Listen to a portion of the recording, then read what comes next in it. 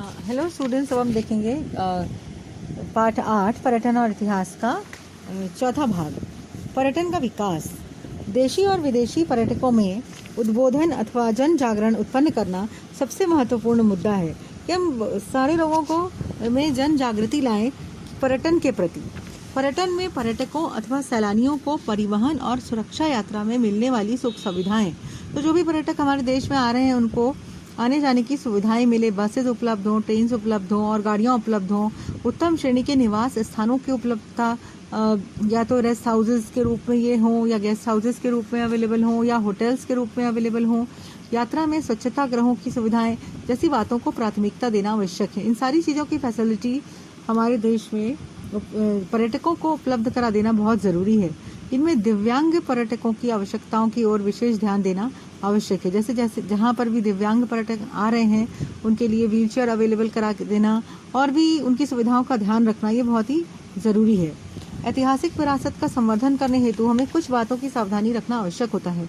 ऐतिहासिक विरासत के स्थान जैसे किले हैं या कोई अन्य स्मारक है, उनका विद्रूपीकरण, बहुत लोग उनको बिगाड़ देते हैं, चौक, कोयले इत्यादि से उस पर अपने नाम वगैरह लिख देते हैं। उस स्थानों की दीवारों पर लिखना अथवा पेड़ों पर उकेर कर लिखना, कुछ लोग पेड़ों को ही छील छील के अपने नाम लिख देते हैं।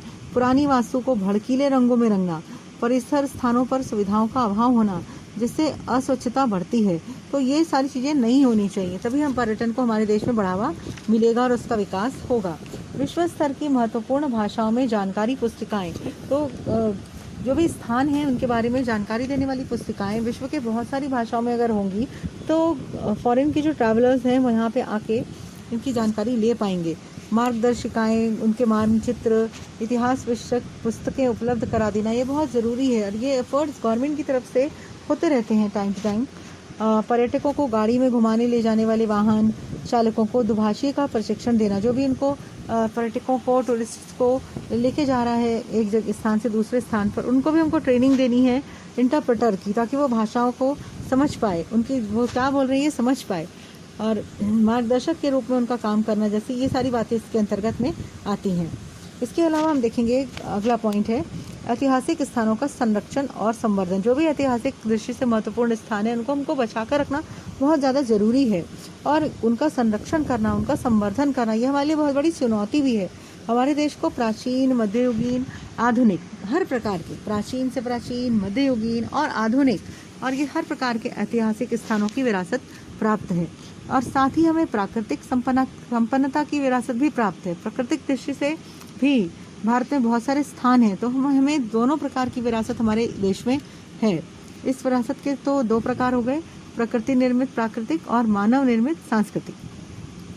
भारत में कुछ ऐसे महत्वपूर्ण स्थान हैं जिनको पूरे विश्व में गौरवान्वित किया गया है। उनमें है ताजमहल, जंतर मंतर, वेधशाला, ऑब्जर्वेटरी।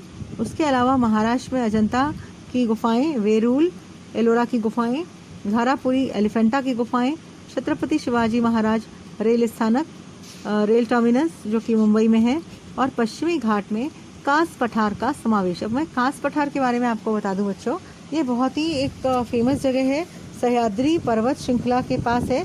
ये वेस्टर्न महाराष्ट्र में है और ये सातारा से लगभग 25 किलोमीटर दूर स्थित है। यहाँ पर इस कास पठार में, कास पठार का अगर आप चित्र देख पाएंगे इसमें, या इंटरनेट की सहायता से भी आप देख सकते हैं इसके चित्र, तो उसमें 850 प्रकार हैं पेड़ पौधों के और 600 प्रकार हैं इसमें फूल वाले पौधों के, और इसको भी यूनेस्को ने वर्ल्ड नेचुरल हेरिटेज साइट घोषित किया था 2012 में।